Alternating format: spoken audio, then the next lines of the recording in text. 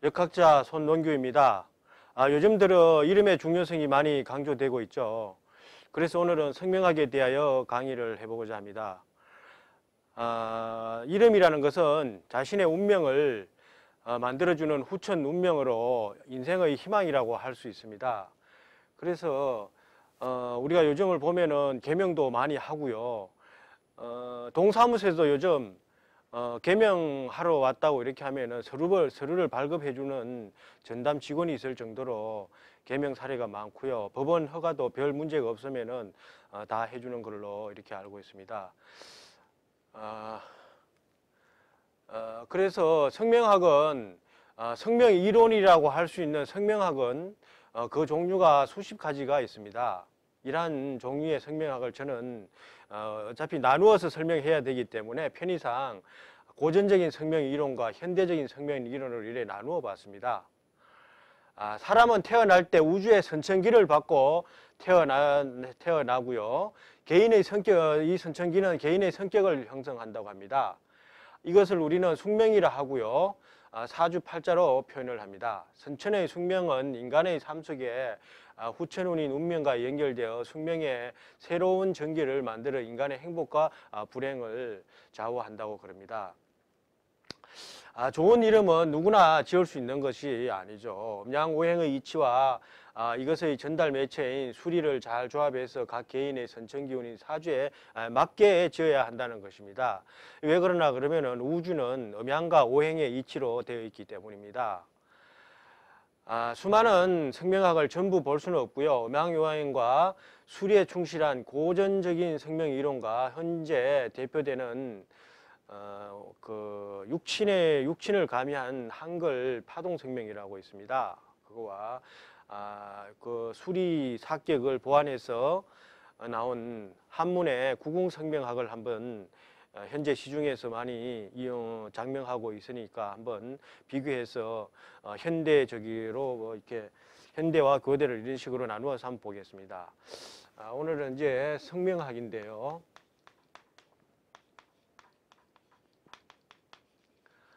제가 두 부를 이렇게 나누었습니다. 요약을 하면은 고전 이론과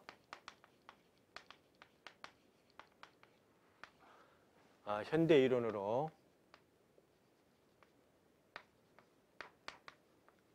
두 분류로 나누어서 보면은 고전이라고 할 수 있는 것은 음양오행의 장명의 원리에 치중을 많이 했어요. 보면은 그래서 첫 번째로 음양을 맞추었고요. 음양조화를 강조했고, 두 번째는 오행이 있습니다. 오행에는 세 가지 정도 이렇게 나누는데요. 소리오행이라 그래가지고 음령이라 그러고 발음오행이라고 그러기도 하죠. 그래서 부르기 쉬운 게 좋은 이름이라고 해서 소리오행이 있고요. 다음으로는 자원오행이라고 있습니다. 자원오행. 이름이 후천운이라 그러면은 사주가 선천운이죠. 그래서 선천운인 사주에 맞게 사주에 부족한 오행을 맞추어서 이렇게 장명을 하는 그런 자원오행이 있고요. 세 번째는 삼원오행이 있습니다. 삼원오행이 있는데 이 삼원이라는 거는 천인지라고 해서 하늘과 사람과 땅이 조화를 이루어서 장명을 해야만이 그 운기를 발휘할 수 있다는 것이죠. 세 번째는 수리에 맞춰서 한자의 핵수 중심으로 이렇게 했는 수리사격이 있습니다. 4개 격으로 만들었다고 해서 수리사격이라고 이렇게 되어 있죠. 그래서 고전 이론에서 보면은 이렇게 장명 위주의 장명하는 사람 위주로 해서 그게 장명을 해서 여기에 길과 흉 정도로 이렇게 알 수 있도록 좋은 이름이다 나쁜 이름 이 정도로 이제 장명을 했죠. 그래서 지금도 여기를 수리 사격을 많이 위주로 장명을 하고 있습니다. 제가 이제 현대 이론이라고 이렇게 명칭을 붙인 것은 한글 성명학 이렇게 보면은 소리 오행에 해년을 배치하고 육친을 잡아서 장명을 하는 거죠. 그래서 소리에 태년을 넣었다고 그러는 건데, 여기 소리 이론에 훈민정음에서 우리가 한글 성명학에서 나오는 훈민정음에 태년을 넣어서, 태년이라는 것은 자기가 태어난 해를 넣어서 이렇게 장명을 하고요. 여기서 육친을 넣어 놓으니까 우리가 모든 것은 인간은 내 홀로 존재하는 것이 아니고 가족이라든지 조상이 다 있기 때문에 그 조상의 연결 관계라든지, 우리가 이름에도 보면은 나 혼자만이 어떻게 이루어지는 게 아니고 형제라든지 다 부모라든지 관계로 다 이루어져 있습니다. 그래서 우리가 사주를 해석하는 것도 육친통병이라고 하듯이 이름에도 이렇게 육친을 넣어 놓으니까 어떻게 내 이름이라는 건 내가 어떻게 이 이름을 사용했을 때 어떤 운명을 가지고 어떻게 살아가는지 이렇게 다 알고서 이름을 부르면은 더 자기가 그 이름을 부른 데 대해서 무슨 의지가 더 있고 그러지 않겠습니까? 그래서 이렇게 이제 태년을 내서 한 파동 성명이 있고요. 또 여기 이제 수리를 지금 장명소에서 거의 하고 있는 장명은 수리오행으로 하고 있습니다. 수리사격으로 이제 장명을 하는데요. 수리사격에 대해서는 이후에 다시 설명을 제가 드리는데, 여기에 수리사격에 4개의 격으로 사격으로 이렇게 했는데, 여기서는 구궁성명학이라는 거는 육친을 9개로 만들었죠. 9개 궁으로 만들어서 이게 육친의 전부의 육친의 모습을 다 볼 수가 있습니다. 형제라든지 사회의 모습이라든지 이렇게 궁으로 이제 나누어서 설명을 하고요. 그리고 또 오행도 붙이고 거기에 또 여러 가지 또 육친의 자원을 보완할 수 있는 또 육친도 있는 것 같고요. 그리고 또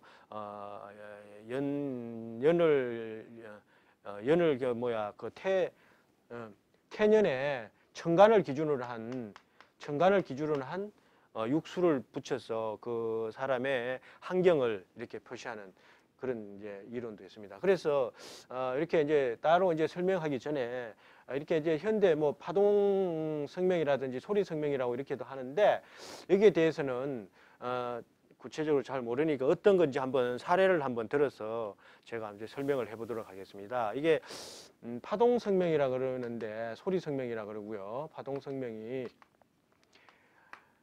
이 자체로서 이론을 구성하고 있는 한 성명학의 분야인데 이론이 많겠죠. 근데 그거를 다 무시하고 지금 그 해설 위주의 그걸 한번 예를 들어서 설명해 보도록 하겠습니다. 우리가 그 잘 알 수 있는 그러면 이름으로 한번 제가 예시를 한번 해 보겠습니다. 우리가 전 대통령인 이명박 대통령의 이름을 보면서 성함을 보면은요, 이분은 신사년에 태어났습니다. 그래서 이름에 태년을 넣었다 그랬죠. 그리고 이제 육친을 붙입니다. 육친을 해서 이게 이제 오행에 소리오행에 이자, 명자, 박자라는 이런 이름에 태년을 넣었죠. 태년을 넣어서 이제 육친을 산출합니다. 그러면은 이게 이제 보면 나중에 이제 설명이 좀 바뀌었습니다만, 이게 이라고 영은 제가 토로 이제 설명을 하겠습니다. 그래서 짝수기 때문에 기토라고 이렇게 이제 붙이고요. 요 같은 경우에 색수로서 음양을 산출했습니다.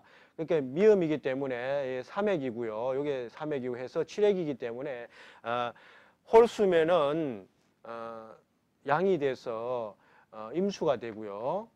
이렇게 이영은 무토를 이렇게 씁니다.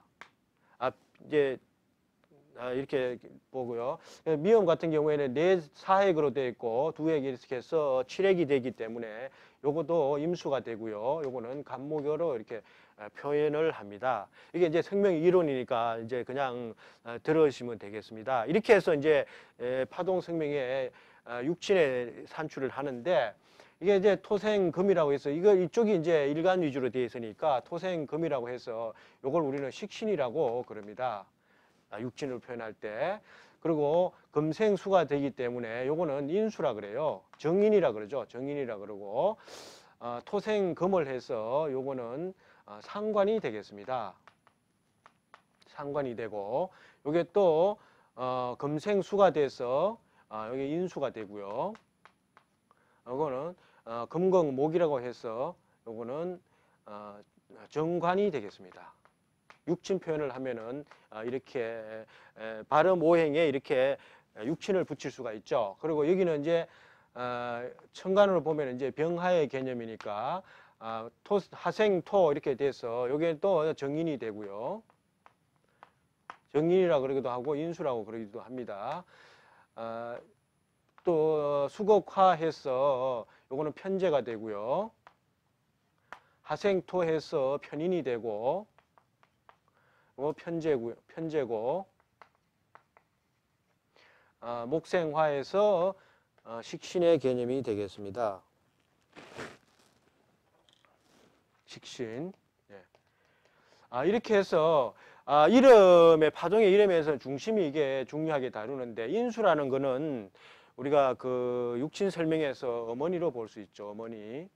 어머니의 개념이니까 어머니라는 것은 우리가 무한정 자식들한테 베푸는 이런 게 있죠. 그리고 받는 것보다는 베푸는 점이 많은데 이분은 베푸는 인수의 개념으로서 그리고 어머니의 개념 이렇게 개념도 있지만은 윗사람의 덕이 있다고 이렇게 볼 수가 있습니다. 인수의 해석으로서는. 그래서 인수가 있고요. 그래서 인수에서 여기서 우리가 이제 생극의 개념에서 인수가 식신을 제하면은 식신이 관을 치지 못하기 때문에 여기서는 편관이라고 이렇게 나오고요. 여기서는 상관이 인수를 이렇게 제하면은 여기는 정관이 나옵니다. 정관이 나오고 여기서 또 정관이 나오고 이렇게 해서 이명박 대통령의 그 성 이름에서는 이렇게 관이 편관과 정관이 이렇게 세 개가 나오는데 여기에 또 이런 본자에 관이 있기 때문에 이게 다 뿌리가 되기 때문에 이 나온 관들이 아주 튼튼하게 이루어져 있습니다. 그래서 이 편관은 어떤 작용을 했나 그러면은 이게 한 회사에 사장을 했죠. 그리고 여기에 정관에서는 서울시장을 했고요. 여기에 정관에서는 대통령까지 한 이러한 이름이라고 이렇게 볼 수가 있습니다. 간이 세 개에서 이렇게 나왔어요. 그래서 우리가 파동 성명, 현대 이제 성명학을 할 수 있는 이 파동 성명학에서는 예를 들은 것처럼 간단하게 들은 것처럼 이렇게 육친에 대한 설명을 할 수가 있기 때문에 이 장명에 대해서 그 설명을 잘 할 수가 있죠. 그분이 이제 앞으로 어떻게 된다는지 이게 또 초년이라든지 중년 이렇게 요거는 또 파동에 대해서는 사례는 잠시 후에 다시 또 설명을 하도록 하겠습니다. 그래서 여기서도 보면 또 재운이 많죠. 편재와 편인이 이렇게 많고 해서 재에 대한 개념이 돈에 대한 개념이 많으신 그런 이름을 소유하신 분이다. 이렇게 이제 볼 수가 있습니다. 그래서 이런 식으로 육신에 대한 설명을 붙여서 장명을 하니까 우리가 그 장명에 대해서 그 의미를 부여할 수가 있습니다. 다음은 음양의 이렇게 이제 현대 이론에서 한 예를 보았고요. 음양의 조화라는 것은 이론을 설명을 하자면 성명학에서는 음양은 글자의 획수로 정하고 있습니다. 한문 글자의 획의 끝자리 수가 1, 3, 5, 7, 9로 된 글자는 양획이 되고요. 2, 4, 6, 8, 10으로 된 글자는 열로 된 글자는 음획이라고 그럽니다. 이름의 수리도 음이나 양 한쪽으로 편중되지 말고 조화를 이루어야 한다는 음양조화의 원칙입니다. 예를 들면은 김갑돌이라고 이러면은 한문의 획수가 김은 8획이고 갑은 5획이고 돌은 6획입니다.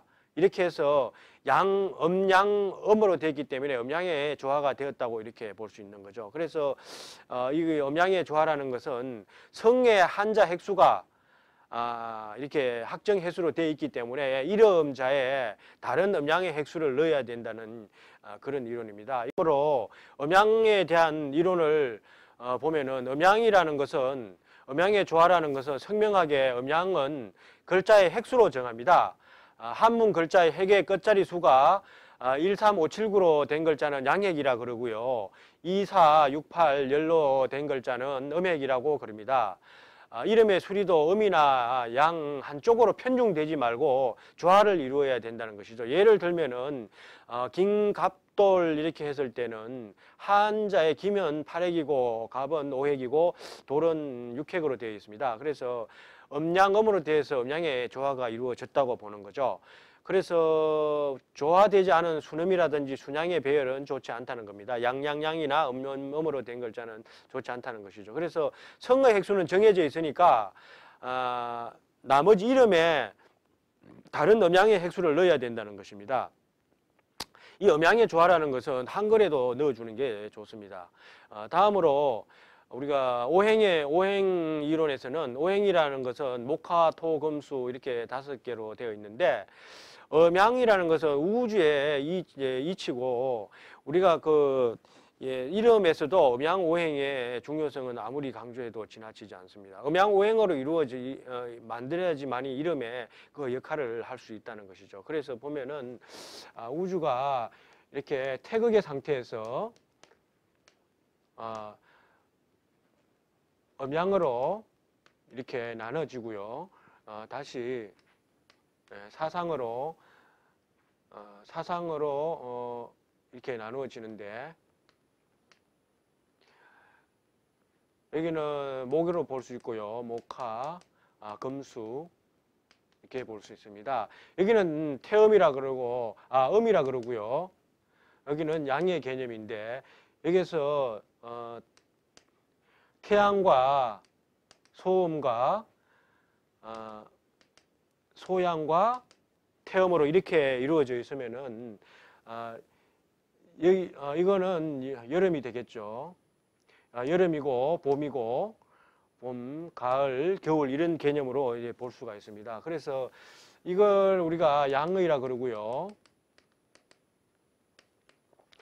여기서는 사상이라고 그러는데 계절의 의미죠. 이 중간에 이거 토가 있습니다. 그래서 음양오행은 이렇게 이루어지는데 여기에 음양오행에 우리가 소리의 오행을 넣었다는 거예요. 그래서 목이라는 개념에서는 기역과 키역이 목이 되고요. 나다라타 이게 화가 되고 이응 히읗을 편의상 지금 토로 일단은 적겠습니다. 그리고 사자차 이게 금으로 되고 이렇게 이게 이제 수입니다. 수오행인데 이렇게 발음에 따라서 발음 오행이라는 거는 이렇게 목생화, 하생토, 토생금, 금생수 이렇게 이런 식으로 순리에 따라 생의 개념으로 장명을 했을 때 발음하기가 쉽다는 거예요. 그래서 요거는 아음이라 그러고 요거는 서름이 혀소리 서름이라 그러고요. 요거는 후음이라 그래서 목구멍 소리죠. 목구멍 소리고 요거는 치음이라 그러고요. 요거는 순음 입술 소리 순음이라 이렇게 합니다. 그렇게 해서 이렇게 목화 토 금수 이렇게 발음 이름의 순리 상생의 개념으로 이렇게 이제 지어야 된다는 것이죠. 근데 이제 여기에서도 이 이론이 첫 번째 이론에서는 받침을 이론이 좀 갈리고 있습니다. 받침을 어떻게 상생에 넣어야 될 것인지 넣지 말아야 될 것인지 이런 게 있고요. 또 요즘은 또 토와 수의 개념에서 이게 지금 토가 지금 이응 히읗으로 이제 토라고 그래 놨는데 이 나누어지는 부미는 이거 이제 훈민정음에서 훈민정음의 소리 발음에 대한 오행으로 나누어져 있는데 훈민정음을 해례본으로 이게 1940년에 해례본이 발견이 됐습니다. 그래서 이후에 이론으로서 해례본에서 나온 수가 이응 히읗이다. 토가 미음 비읍 피읍시다. 이렇게 또 보는 견해도 있습니다. 그리고 운해본에서는 기존에 사용한 이렇게 토는 이응 히읗이고 수는 미음 비읍 피읍이다 이렇게 보고 있는데 제 입장은 우리가 여기서도 보듯이 이게 목화 금수의 이런 기역과 니은, 디얼, 리을, 이게 시어쨋 이런 발음들은 혼자서 발음하기가 좀 힘들죠. 그래서 여기에 목구멍 소리인 후음이 받쳐줘야 됩니다. 소리라는 것은 그 공기에 발음으로서 이렇게 발음이 되는데 폐가 공기에 그거를 공기를 순환을 시키지 않습니까? 그래서 목구멍 소리는 폐에서 이렇게 목구멍이 제일 가깝기 때문에 여기서 열어줘야지 이런 발음들이 나온다는 개념으로 해서 목구멍 소리인 후음이 이응 히읗이다. 이렇게 이제 보는 것이죠. 그리고 우리가 그 지지의 개념에서도 보면은 사계절에 목화, 금수 이렇게 하면은 봄, 여름, 가을, 겨울로 넘어갈 때는 항상 토가 존재하지 않습니까? 그래서 인묘진의 인묘에서 봄이라 그러면은 진이 다음 계절을 열어주는 이렇게 토의 그 중간 그 계절의 변하기를 엮어주는 것이고요. 여기서도 또 사오가 여름이라 그러면은 미가 또 다음 계절인 또 하를 또 열어주고 이렇게 해서 토라는 것은 이 중간 개념으로서 이응 히읗이 토가 맞다고 이렇게 정의하면 되겠습니다. 그렇게 해서 발음 오행은 발음에 이렇게 목화도 이게 순행의 의미로 지었을 때 좋다는 이런 개념으로 장명을 해야 된다는 이론입니다.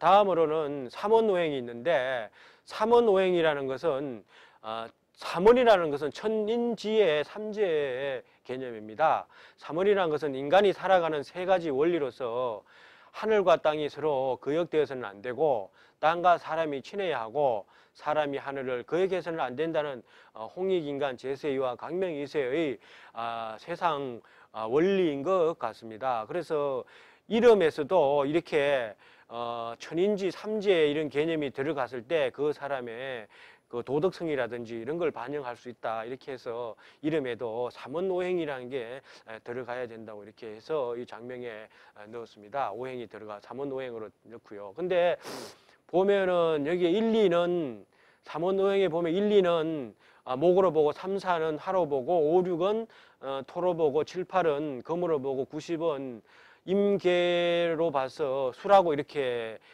보는데 이렇게 삼원오행에서도 학설이 좀 몇 개로 갈리는 바가 있는데 가성수를 일로 넣는 것도 있고 안 넣는 것도 있고 그렇습니다. 분도 있고 그런 설이 있는데 대원칙은 삼원도의 원칙은 변함이 없다는 겁니다. 1, 2는 목이고 3, 4는 하고 5, 6은 토다. 7, 8은 금이고 9열은 수라고 그러는 개념인데 여기서도 우리가 보면은 보통 우리가 여기에서는 우리가 여기에서 보면은 1, 6은 수고 이게 수의 개념이고 3, 8이 목이라 그러고 4, 9가 금이라 그러고 50이 토라 그러고 이렇게 수에 대한 오행의 개념을 정리를 하고 있죠. 근데 여기서 성명학에서는 굳이 1, 2는 왜 목으로 하고 3, 4는 화로 하고 이렇게 그 개념 이런 개념은 이렇게 보면 됩니다. 음양의 이치에서 그 순서대로 순행의 원리로 1, 2, 3, 4 이렇게 순행의 개념으로 점점 그 순리대로 늘어난다든지 많아지는 개념으로 이렇게 이해해 주. 자원오행에 대해서 한번 보겠습니다. 자원오행은 자의 오행이라고도 그러는데 부수나 글자가 갖고 있는 원래의 의미를 각 오행에 맞게 분류한 것입니다. 한자의 모양이라든지 의미로 분류를 했고요. 글자가 지니고 있는 모양, 의미로서 나타내는 오행으로서 예를 들면 목의 자원이라는 것은 나무 목자의 이러한 모양이라든지 또 어질인자가 의미로서 목에 들어갑니다. 목이라는 것은 어질인자의 개념이거든요. 그래서 이 어질인자는 목의 자원이다 이렇게 보고요. 동쪽은 푸른색으로 봐서 동력동자는 목의 자원으로 이렇게 봅니다. 이렇게 목화 토금수에 자원을 넣고요. 그래서 자원오행이라는 것은 사주의 부족한 부분을 보충한다는 개념이고요. 약한 부분을 보완해서 사주의 기운이 상생순환하는 건강한 사주로 만들어준다는 겁니다. 우리가 그 이름은 후천운이라 그러는데 후천은 선천에서 나온 개념이기 때문에 선천에 사주가 좋은 모습으로 만들어주면서 후천을 연결해야지 동떨어진 개념으로서는 성명이 존재할 수 없다는 겁니다. 그러면은 우리가 자원오행의 예를 한번 보면은 우리가 이제 또 다 아는 걸 한번 보면은 김영삼 대통령에 대해서 전 대통령에 대해서 한번 예시를 한번 보겠습니다. 김영삼 대통령은 사주가 무진생이고요. 을축에 일은 김이고요. 갑술이라고 그럽니다. 사주가.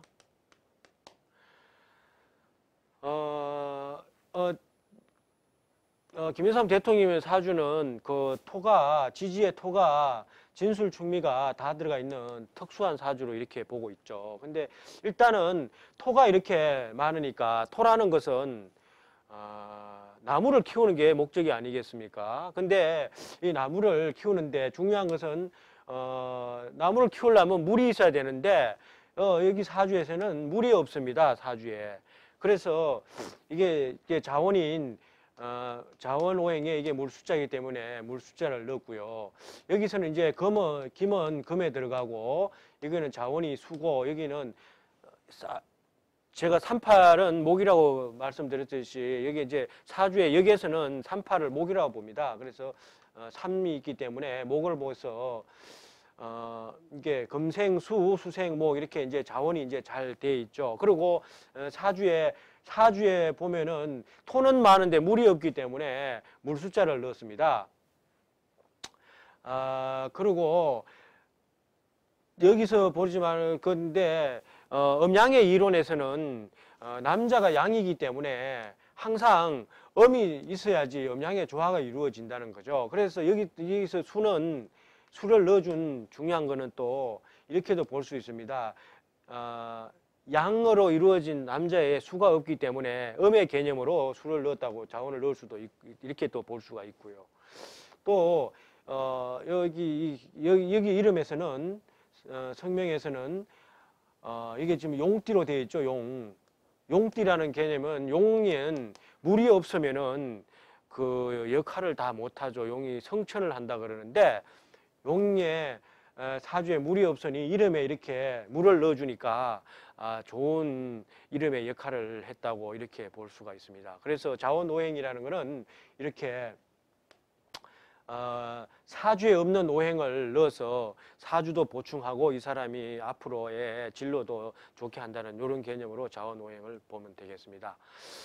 다음으로는 수리라고 있습니다. 수리라는 것은 성자와 멍자의 핵수를 계산하여 사격으로 구분하여 인생 운을 예측하는 것입니다. 근데 이게 수리라는 것은 우리가 시중에 책에서 보면은 송대의 최구봉 선생의 81 수원도라고 여기서 유래가 되었다고 그러는데 사실은 우리나라의 장명이 활발하게 이루어지고 이런 것은 일제강점기에 창씨 개명 이때 그 일본의 그 종교법인의 교주이고 일본의 성명학의 대가인 사람이 일본식 장명법을 기초로 해서 우리나라에 전래되었다고 이렇게 이제 보면 되겠습니다.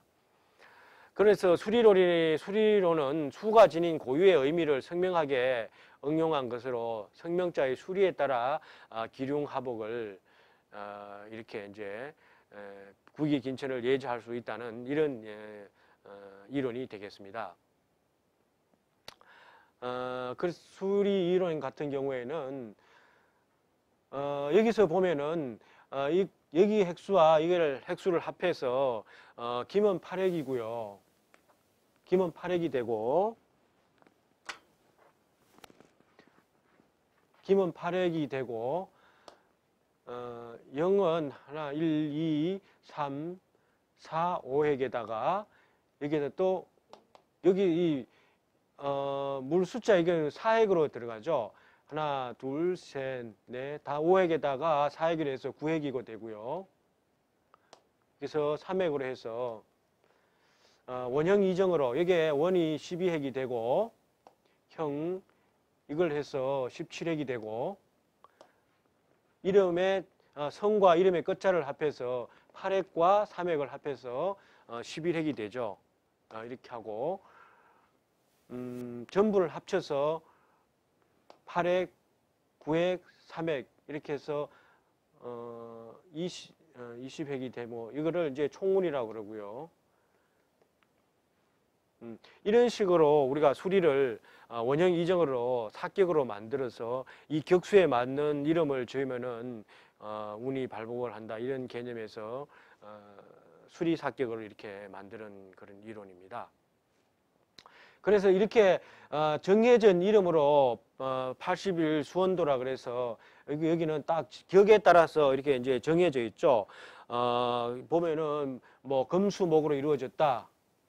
금생수, 수생목 이렇게 이루어진 이런 순행으로 좀 돼 있는 이런 거 같으면은 금수목으로 이렇게 되어 있면은 발전 성공격이다.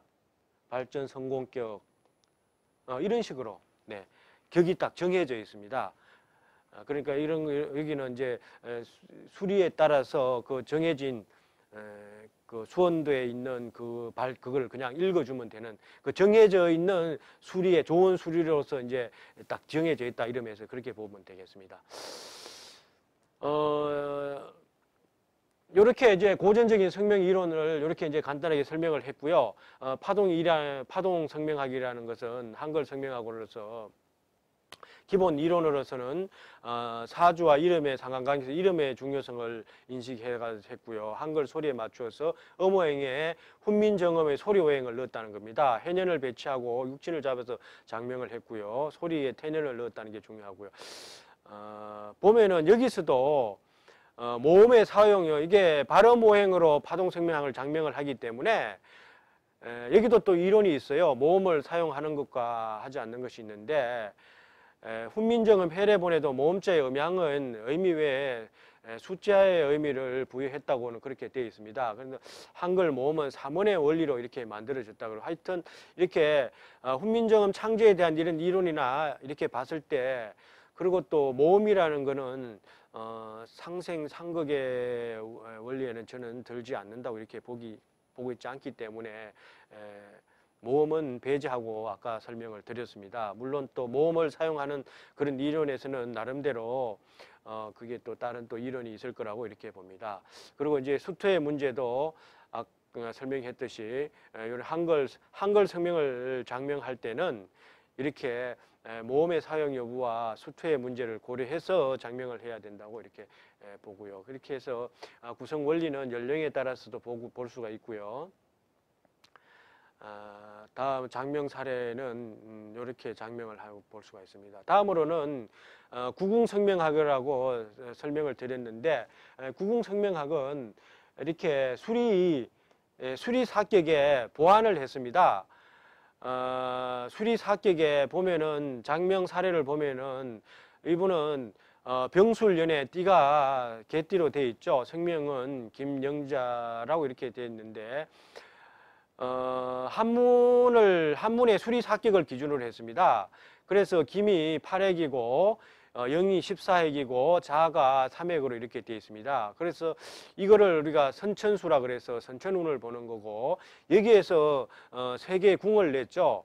부모와 모친궁이 있고요. 형제 자매궁과 이름의 끝자를 연인궁이라고 이렇게 했습니다.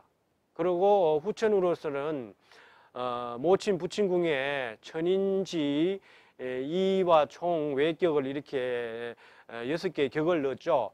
근데 여기서는 이제 성에 이를 더해서 부친 모친궁으로 후천운에 부친 모친궁으로 봐서 천어를 잡고요. 그래서 9핵이 나왔고 본인궁은 성과 이름의 첫자 8과 14를 더해서 22가 됐고요. 가정궁에는 14와 13을 합해서 이름자만 합해서 가정궁이 됐습니다. 그리고 배우자궁은 성과 이름의 끝자를 합해서 11핵이 돼서 배우자궁이라고 그러고요. 자식궁은 8핵과 14핵, 3핵을 다 합쳐서 이렇게 총획으로 해서 자식궁으로 이렇게 했습니다. 그리고 사회궁이라고 해서 사회궁은 이름의 끝자에다가 이를 더해서 사회궁으로 이렇게 만들었습니다. 그래서 이렇게 궁궐을 만들어 놓으니까 이 궁에 따라서 그 육친의 기륭을 이렇게 볼 수 있으니까 우리가 육친 해석이 쉽다는 거고요. 그리고 여기서는 또 오행을 발음에 따라서 오행을 한글 발음에 따라서 또 뭐 분류를 했습니다. 김이라 그러면은 김의 기역에서 목을 잡고요. 미음에서 수를 해서 이렇게 오행에 따라서 연지 육친을 일간으로 잡고 육친을 붙였죠. 그래서 형손 재간부라 그래서 육친을 이렇게 붙였습니다. 그러니까 이런 이론에서도 보더라도 우리가 만약에 이름에 외자가 된다 그러면은 육친이 또 둘이 줄어들지 않습니까? 그래서 육친의 그 기운이 모자란다 이렇게도 볼 수 있고요. 그래서 다음은 이제 이러한 환경은 이 사람의 육친에 대한 환경은 어떻게 되어 있는지 연간을 넣어서 육수를 붙였죠. 청룡, 주작, 구진, 백호, 현무 이렇게 해서 그 환경을 이렇게 장명으로 넣었습니다. 그래서 구궁성명학의 장명 원리는 사주를 작성 후에 연주를 기준으로 하여 성명풀이하고요. 풀이를 무시할 수 없기 때문에 이렇게 그 일간 중심에서 탈피해서 연주를 넣은 것 같습니다. 그래서 선천수와 후천수로 나누고요. 낙갑을 붙이고 공망을 또 넣었어요. 공망에 이거는 또 제가 또 한 번씩 또 장명에 이렇게 이렇게 사용을 하는데요. 장명에 보면은 그 장명이 이렇게 좀 복잡하지만은 최대한 우리가 좋다는 이론을 반영을 해서 보는데 이게 구궁성명학에서 보면은 공망이란 게 또 잘 맞습니다. 공망이라는 것은 비어 있다는 개념인데. 본인 궁에 공망이 드니까 지형천리라 그래서 평생 가시밭길이라 이렇게 표현을 하는데 아주 그 삶이 좀 힘든 것 같습니다. 장명을 해서 보면은. 그래서 공망이 좀 잘 또 맞는 것 같고요. 그리고 육수를 넣었고요. 육치는 성명의 자음 기준으로 해서 오행을 붙이고 연지 일간 기준으로 잡고 육친을 붙였습니다. 그렇게 해서 구궁과 현대 이론이라고 할 수 있는 파동성명학과 구궁성명학을 이렇게 보면서 우리가 해석에 우리가 간명을 할 때 그 선명하게 이렇게 해줌으로써 상대방한테 우리가 장명을 해준 원리를 명조를 사주와 이렇게 비교해서 설명하기가 편한 것 같습니다. 그래서 저는 그 장명시에 고려할 사항으로 다시 또 우리 일반 그 장명하시면서 혼돈이 많이 되는 게 병과 부수의 관계가 있습니다. 생명학의 한문 부수의 획수는 원뜻을 찾아서 사용을 해야 됩니다. 원래 글자를 기준으로 해서 획수를 계산하는 거고 원래 글자를 기준으로 획수를 계산하는 것이고 변을 붙일 때는 원부수로 본다는 것이죠. 예.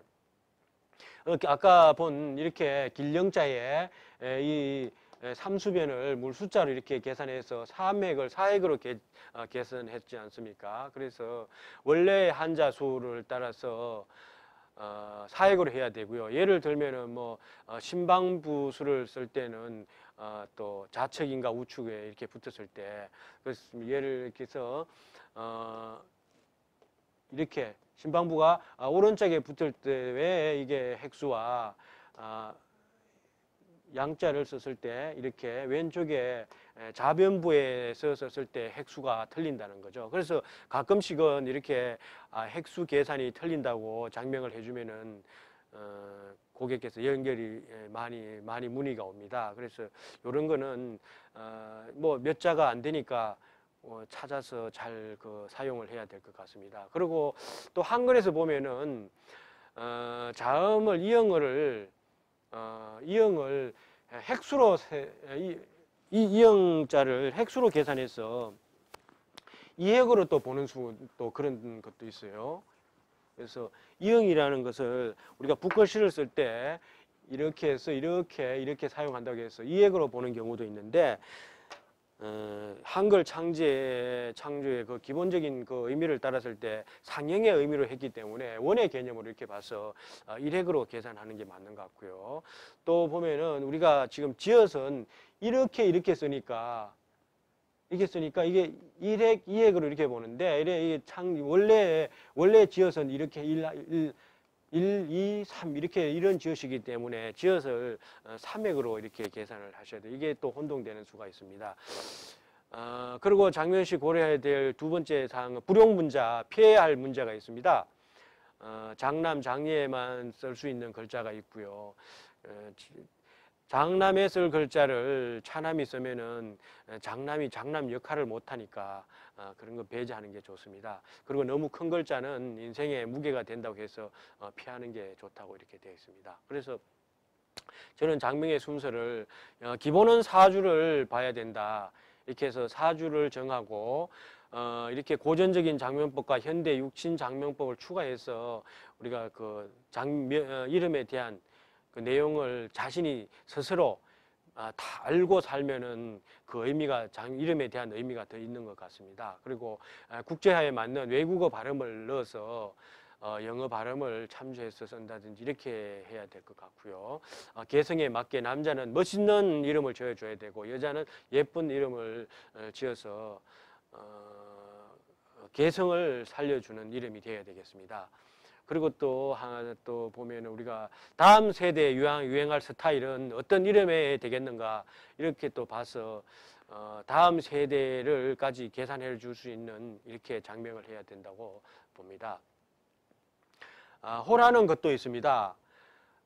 호를 우리가 쓰기도 하는데 호라는 것은 그 이름을 장명을 개명을 하기 또 그렇고 이랬을 때는 연세도 많고 이럴 경우에 호를 사용하는데 호에는 예명도 이제 호에 들어가고요. 명을 우리가 태어날 때 쓰는 것을 명이라 그러고 예전에는 성인식 때 또 자를 지어줘서 친구 간에도 이렇게 부르고 하는 이름으로 이름이라는 것을 중요하게 옛날부터 다루었기 때문에 이름은 함부로 부르지 않고 자를 써서 부르고 이렇게 했습니다.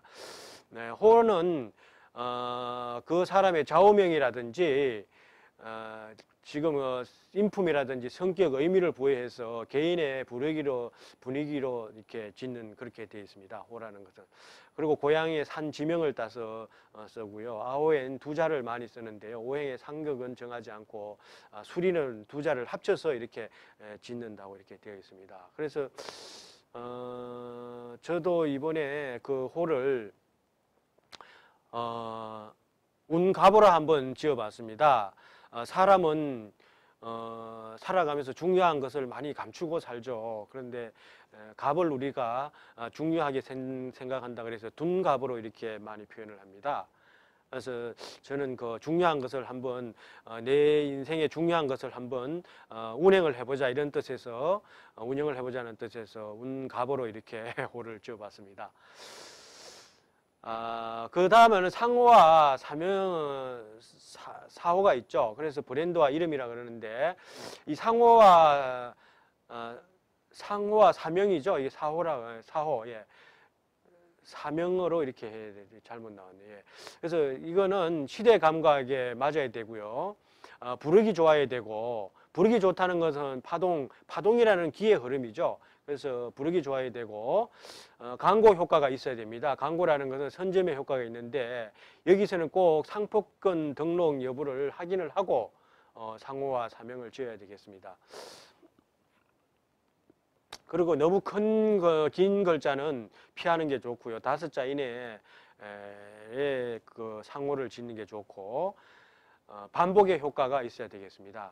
그래서 이걸 상호를 지을 때는 대표자의 사주도 넣어야 되고 양어로 짓는 게 좋겠죠. 그래서 이러한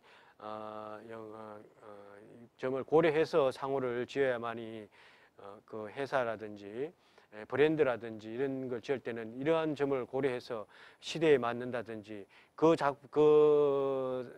제품이 나와서 잘 팔릴 수 있도록 이렇게 지어야 될 것 같습니다. 그래서 이렇게 오늘은 성명학에 대해서 이렇게 봤습니다. 우리가 그 불행의 원인이 있다면은 불행의 원인을 찾아서 내 주위를 감싸고 있는 운명의 흐름을 바로 잡아서 이렇게 살아가는 게 좋은 것 같습니다. 우리가 운명이라는 것은 내 운명만, 삶이라는 것은 나 혼자만의 삶이 아니고 가족과 있고 주변의 사람들한테도 영향을 미칩니다. 그래서 내 운명이 잘 풀려야지만이 주변에도 잘 되기 때문에 그러한 이름에서도 내 주변에 육친에 영향을 다 미칠 수 있는 그러한 기운이 있습니다. 그래서 장명이라는 것은 심사숙고해서 지어야 되고 그 기운이 발현될 수 있도록 이름에 대해서 의지를 갖고 노력을 해야 될 것 같습니다. 감사합니다. 웅갑이었습니다.